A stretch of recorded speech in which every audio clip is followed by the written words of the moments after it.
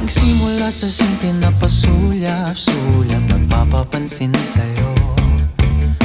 Umabot sa palitan ng mga mensahe, kilig na kilig ako. Kumusta, kain na, hello, magandang umaga. Ingat ka, pahinga, huwag kang masyadong magpupuyat pa. Naramdaman ng puso na dahan